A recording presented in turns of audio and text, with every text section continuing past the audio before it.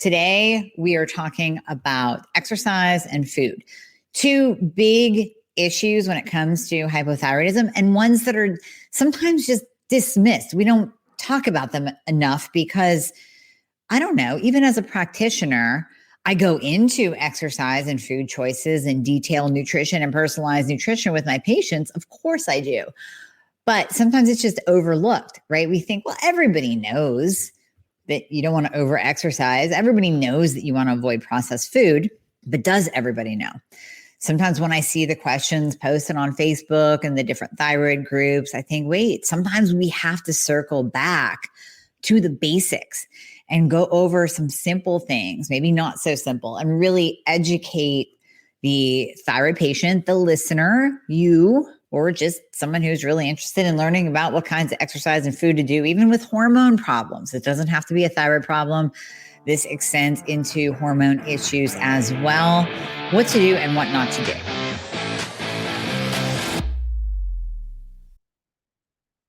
So this is going to be a game changer for you, and you can probably hear the excitement in my voice.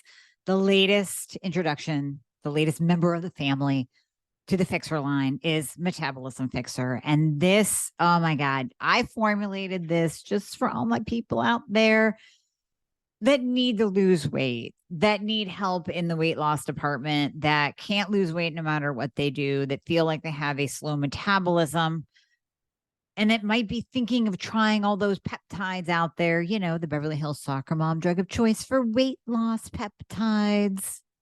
Or even if you're on them already and you're like, man, these are really expensive and I'm still not losing weight, add in Metabolism Fixxr. Here's what I did. I took the power of T2, which increases your basal metabolic rate while you are sitting there watching Netflix. You're burning fat while you're watching Netflix. I combined it with a very unique patented ingredient called Suppressa. Suppressa has multiple clinical trials backing its efficacy in reducing your appetite, decreasing snacking, and providing way more control over your food intake. It is amazing. We also see improved emotional well-being, just decreased food cravings all around, reduced hunger, and weight management. Add on top of that, we have green tea extract, we have purple forest purple tea extract, both of which affect the metabolism in a very positive way without the jitters of normal fat burning supplements out there from the 1980s and 90s, right? The ones that made you feel like you're having a heart attack. You will not have that in any of my supplements, Thyroid Fixxr or Metabolism Fixxr. But Metabolism Fixxr, ooh, yeah, we kicked it up a notch. It is in powder form, so you can drink it through your day. It's going to flavor your water. We got orange crush and refreshing citrus. I love them both. It is going to keep you under control all day long. So you throw a couple scoops in your water bottle in the morning, throw a scoop or two in your water bottle throughout the day. You will have fat burning and appetite control the entire day for what? An eighth of a price of the peptides? Oh my God, you can't go wrong. So grab some Metabolism Fixxr today. Please let me know how you do on it. I am super excited for you. Super excited.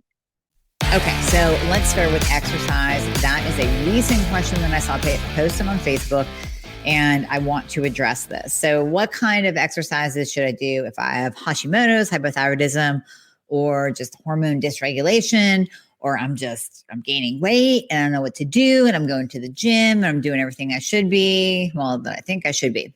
So what to do? Number one, do not kill yourself on a daily basis. Now, there's a fine line between working really hard and doing one set and then chatting for 5 minutes with your friend and then answering text messages and looking at Facebook and then doing another set. That's just not working hard at all. And that's not being focused whatsoever. Don't do that. What I mean by not killing yourself is do not go into your gym and think that you're going to do an hour and a half long workout where you do 45 minutes of cardio and 45 minutes of weight training, and you're just completely spent at the end of it. If that happens to you, you are tapping into your adrenals. You are taxing your adrenals. Now, this could happen with a simple workout. Many, many, many hypothyroid patients will say, I go to the gym and I just do this half-hour routine and I feel like I've been hit by a bus for the rest of the day. That gives us feedback that even that simple half-hour workout is tapping into your adrenals. You're starting to get into an adrenal fatigue, adrenal exhaustion state, and that's not good. So number one, listen to your body. I guess listen to your body would be number one. Number two would be do not kill yourself at the gym. So if you are going in, let's say you're a CrossFitter and you have hypothyroidism and you're going in and you are crushing it 7 days a week, 6 days a week, and you're not seeing results, you are not putting on muscle, you are not recovering, you are not losing weight, and you're doing the math and you're going, wait a minute, I'm busting my ass here and nothing is happening. I'm doing one of the hardest workouts there is known to common man outside of military training, and nothing is happening. What's going on? Okay, you are starting to dysregulate your hormones. Now, you're probably dysregulating your thyroid. You most likely are, because what you're doing is you're taxing your adrenals. Your adrenals are pumping out more cortisol, or they're just completely tapped out and you're not making any cortisol. That's going to start affecting your sex hormones. So it could actually be lowering your testosterone levels. Men, you know the importance of this.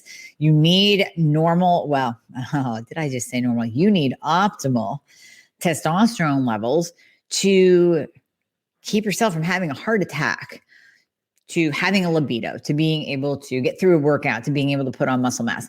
You need that testosterone level to be optimal. Ladies, you do too. So in order to put on lean, sexy muscle, in order to be able to burn body fat, you need an optimal level of testosterone. If you are crushing yourself at the gym and your adrenals are being taxed and your thyroid's all thrown off, you are not going to have a good level of testosterone. That's going to drop. So we can see the trickle down effect by you being a cardio queen at the gym, by you overdoing it at the gym. We can see that trickle down effect in all of your hormone systems, in the entire endocrine system. We can see it. Now we have to find that fine line between killing yourself at the gym and getting a really good workout, being efficient, getting in, doing the job, and getting the hell out of there. Okay, so my tip number 3 would be get off the damn cardio machines. If I see you running on a treadmill or going to nowhere on an elliptical, I'm going to come over and pull you off and throw you into the weight room and put a set of weights in your hand. Pick up the weights.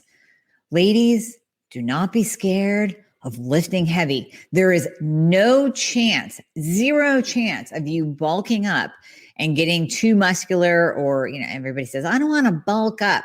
You're not going to unless you are taking exogenous testosterone, like steroid, artificial testosterone at high levels. That's the only way you are going to bulk up, because ladies, you just can't. You don't have the genetics. Now, maybe you're a former gymnast or a swimmer and you have some nice cap shoulders. That's cool. Maybe you're like, those grow so easily. All I have to do is pick up a weight. Okay, that's fine. Go do legs. Then, do some bicep curls, but do the heavy lifting in order to build that lean muscle mass that is more metabolically active. And that heavy lifting, unless it's done for an extended period of time, is not going to tax your adrenals. So you're not going to go into that adrenal fatigue, adrenal blowout, that high cortisol release. You're not going to do it. Lift heavy weights. Do not go for a run. Just don't do it. I can't tell you how many patients I have that have trained for a marathon or a half marathon and gained weight in the process. Running is stupid. Running is detrimental to your body. I get it. If you get that runner's high and you want to go for a jog once a week, go out, go on a trail run, get out of the house, go into nature, do your thing. But if you're doing it every day, thinking it is going to control your body fat, or thinking that the end game is going to be a healthier heart and a leaner looking body, I want you to think of this comparison. I want you to look at a sprinter on the Olympic team, right? We have the Olympics coming up. Think of your sprinters. They are lean. They are muscular. They are cut. They look like they could walk onto a bodybuilding stage and do a couple poses and win and take home first place, because they do high intensity interval training. They do fast cardio, right? It's a burst and then they stop. And then you do a burst and then you stop. You're not going to see a world-class Olympic sprinter plugging away on the treadmill day after day. Here we go. Did I hit my 45 minutes? Maybe I'll do a 2% incline today. They're not going to do it. Now look at your typical marathon runner. I don't mean the ultra marathons. I'm not talking Ben Greenfield. He's a beast. He's awesome. I'm talking your typical marathon runner training day after day. Well, today is my 5 mile day. And then next week is my 12 mile. I don't know what the schedule is. I've never run a marathon, nor do I ever want to. Your typical marathon runner is a skinny fat. If you're a marathon runner, do not get mad at me. Do not. If you're lifting weights, then kudos, you're doing it right. If you are running every single day, I want you to pick up your arm and I want you to grab the skin behind your tricep. If you can grab too much skin, you're a skinny fat. You might be nice and lean. You might be the weight that you want to see on the scale. But if you're grabbing a whole bunch of skin, there's a whole lot of muscle there. That's a skinny fat. You are burning off your muscle tissue when you run every day. Day in, day out. 45 minutes. Got to get that hour in. Got to get the 5 miles in. Got to get the 8 miles in. You are literally burning off your muscle tissue, pounding your joints. And again, we're coming back to tapping into cortisol and crushing your adrenals. Now, high cortisol for my thyroid patients, that's going to interfere with T4 to T3 conversion. Low cortisol, when you're bottomed out, now we have to start getting into treatment of that low cortisol. Some of you will need hydrocortisone. We don't use it often, but you might need it. We might actually need to treat your adrenals if you completely crash them into a flatline low. And that treatment is tough to do. Hydrocortisone can cause weight gain. It can spike your insulin levels. You don't want to get into that. So let's just nurture the adrenals as they are and take care of yourself and get some balance in your life. Go do the weights, get off the cardio. I will tell you a story. I stopped cardio completely stopped cardio about 2 years ago, I think it is. Now, I had been trickling off the cardio thing for probably the last 10 years or so. Totally off cardio for 2 years. The only time you will see me on a piece of equipment, it will be for no longer than 5 minutes. It is to warm up. It is literally to go on that stairway to nowhere and do every other step and squeeze my leg back and I squeeze my butt and I get the circulation going. That is the only time you will see me on a piece of cardio equipment. Otherwise, you will see me lunging to get my heart rate up. You will see me supersetting to get my heart rate up. Hot yoga gets my heart rate up. And it also taps into the parasympathetic nervous system, which reduces cortisol and balances out our stress hormones. So you can do other things that will get your cardiovascular system going and will get your heart rate up without completely crushing yourself doing long, steady state cardio. So I go back to the marathon runner, that high intensity interval training, those bursts. Right. So whether you're doing a circuit at the gym, you're throwing in some wall balls. If you're at, something like an Orange Theory or here iRock Fitness, they have those high intensity interval circuits to where you do feel like you're going to die for maybe 5 to 10 minutes. And then you're working on your muscles. You're working on building lean muscle. You're doing a little bit heavier weight. Lower rep, you're slowing it down. You're focusing on that contraction of the muscle so it can break itself down and then grow. That's what we want. We want that lean muscle tissue. Even if you're a woman, lean, sexy muscle tissue will keep your metabolism going. And that will keep your body fat down. Now, what's the benefit of keeping your body fat down?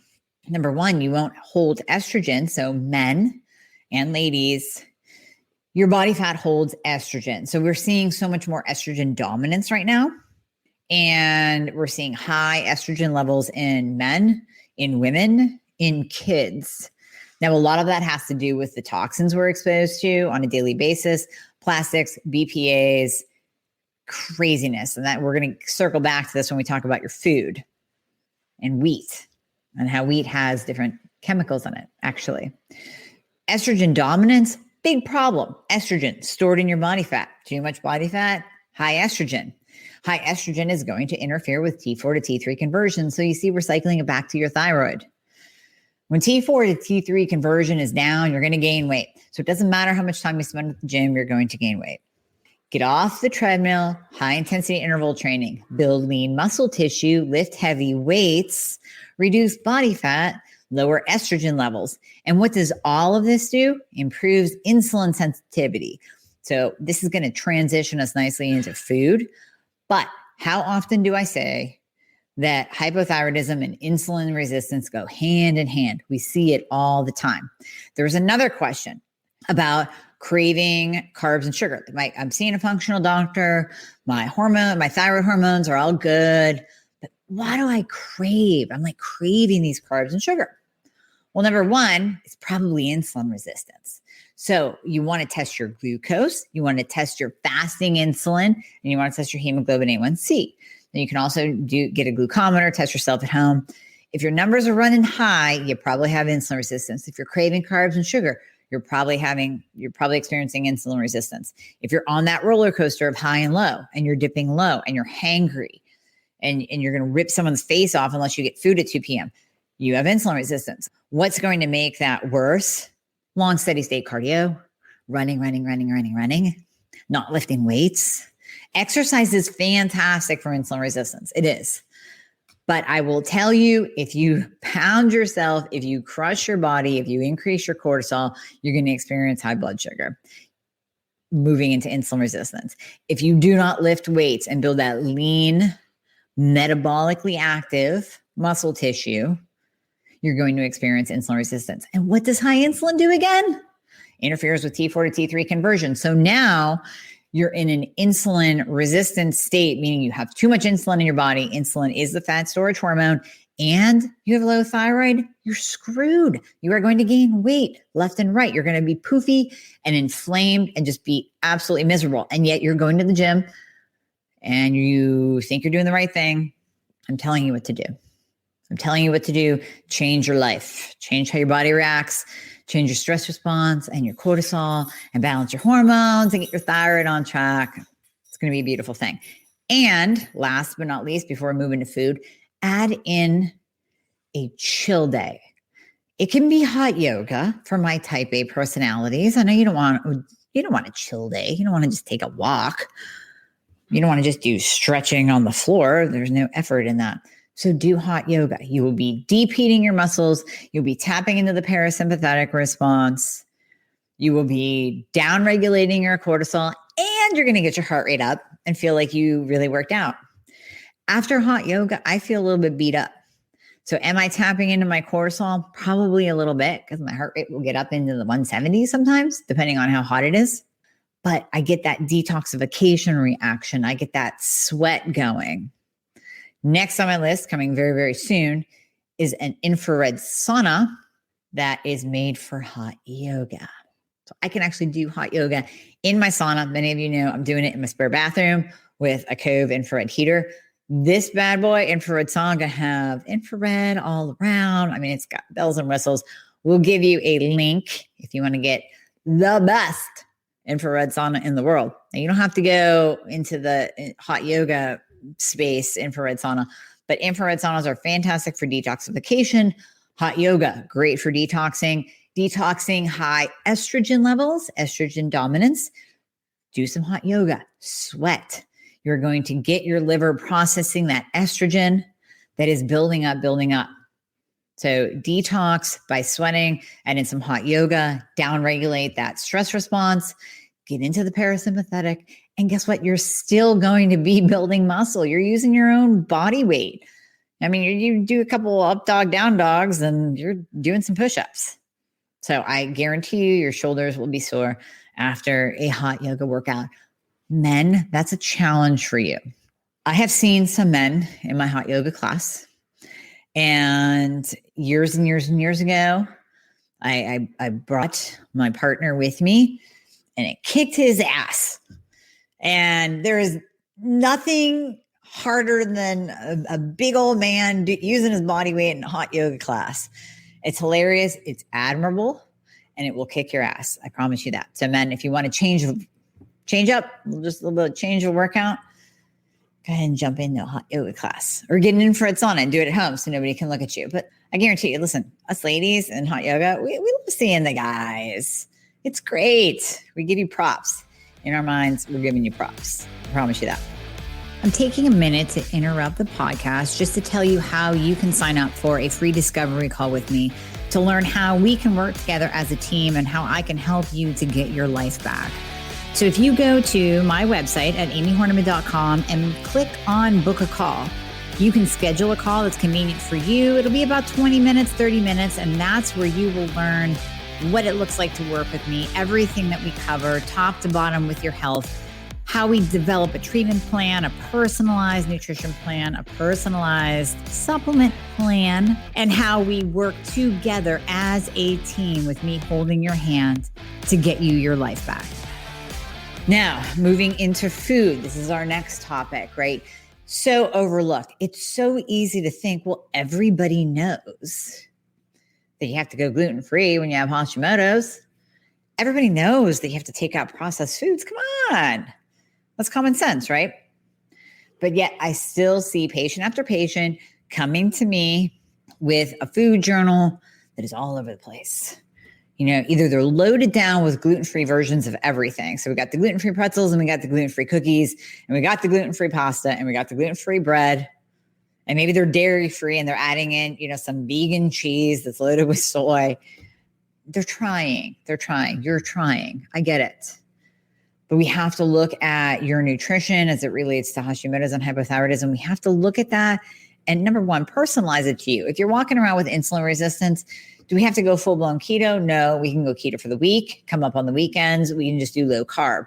There are many, many, many great options and ways for us to make this exciting for you so that you're not bored out of your mind or that you're not doing dirty keto or that you're not crashing your T3 by going too low carb.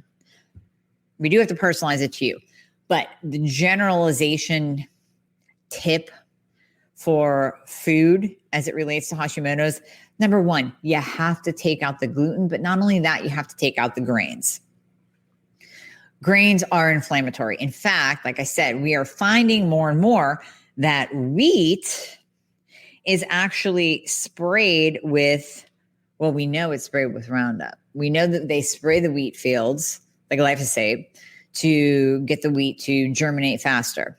So faster turnover equals more money. So you have all of your grain products, anything with wheat in it, sprayed with a pesticide that's going to be a direct toxin, a direct endocrine disruptor to you and to your thyroid. So one article that I found says that there is abundant evidence that industrial chemicals such as bisphenol A, a couple that I can't even pronounce, polychlorinated bisphenols, which are your, you know, if you buy a BPA-free water bottle, they can actually use BPF, BPS. They can use a different bisphenol because guess what? It's still BPA-free. They're not lying in their marketing, but you're still getting exposure to an endocrine disrupting, thyroid destroying toxin chemical. So I digress. And others interfere with your thyroid hormone metabolism, including conversion of T4 to T3. Studies have shown that the deiodinase enzyme is inhibited by BPA, phthalates, and parabens. So these are common ingredients in toiletries such as hand cream, conditioners, all of that. Then we get into some of these chemicals actually being found in food, water, air, soil, and wheat. So we're seeing that dysbiosis is occurring more and more and more, which is just a complete change in your microflora in your gut. So this dysbiosis is occurring because of our exposure to wheat and glyphosate and the stuff that's sprayed on it and the different grains and the endocrine disrupting ingredients that's in your food and in your water. It's becoming a problem. It really is becoming a huge problem because it's really hard to get away from in this world of everything being at our fingertips. We like that grab and go food, right? We want to go to the convenience store and grab a bar because we're starving and we're running around. We probably have insulin resistance, so we're craving carbs and sugar. And we grab things with oats because we think, hey, oats are good for you. Well, nowadays they're sprayed. We grab things like the gluten-free bread. Well, that still has potato starch and that still has other types of grains in it and more sugar that's just taking the place of the gluten-free. When it comes to food, unfortunately, you're not going to like this answer, but just go simple. Just eat food that is made by God.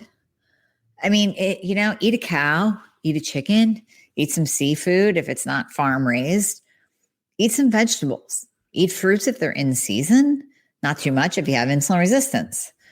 If you want to make some cookies and you're grinding your own almonds, you're getting some almond flour and you're getting some cassava flour and you're using real antioxidant rich cacao or dark chocolate, and you're using Kerrygold butter and coconut oil. Listen, all of that is great. You can make a kick-ass chocolate chip cookie with that. If you go to the store and you buy the Pepperidge Farms gluten-free, you're going to see a laundry list of ingredients. Most of them are chemicals. You're definitely going to have some gluten-free flour, whatever that comprises of, and a whole lot of emulsifiers and non-sticky ingredients and who knows what else in the cookie. And then, of course, we have to make it sweet. So it's gluten-free, but it's not low carb. We're still pumping in the sugar to take the place of having the real, just plain old flour with the gluten in it. So you're still getting an inflammatory response. You are still getting a spike in your insulin, and this will still come back and affect your thyroid. Now, we know that going gluten-free is beneficial to those with autoimmune conditions. We know this. We know that gluten will cause an autoimmune attack. So I always say the little soldiers, right? You have Hashimoto's, you get those little soldiers. Those little soldiers want to go out and they want to attack your thyroid. They want to attack. When you eat gluten-containing foods, you are building your arsenal. You're building up those little soldiers. And they are going to go out in droves. And they're going to kick the hell out of your thyroid. And it's going to downregulate, not work so well. So we're adding to the soldiers and then we're opening the doors. We're saying, go ahead, go out. Oh, here's another attack. Go ahead, go out. Here's another attack. Every time you eat gluten. That's why sometimes we see antibodies go up. Now, antibodies will fluctuate. I understand. But oftentimes we see antibodies go up with gluten exposure. So the more gluten you eat, the higher the antibodies go, the more the soldiers go out, they attack your thyroid. Now you feel worse. Now you're gaining weight. You're going, hey, why? I don't have celiac disease. So I don't need to avoid gluten because I don't have celiac. But you still have an autoimmune condition.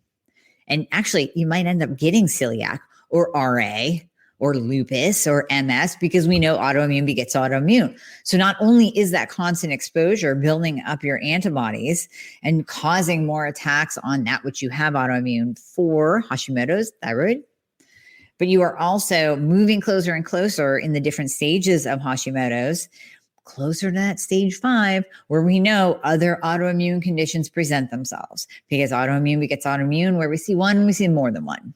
That's the last thing you want to deal with. You're already dealing with Hashimoto's. Do you really want to deal with rheumatoid arthritis? Do you want to deal with Crohn's? Do you want to deal with lupus? Do you want even psoriasis is a pain in the butt? So keep those soldiers at bay. Keep them in their camp. Lock the doors. Don't let them out. The way to improve your chances of this is by going truly gluten-free, but the real food gluten-free.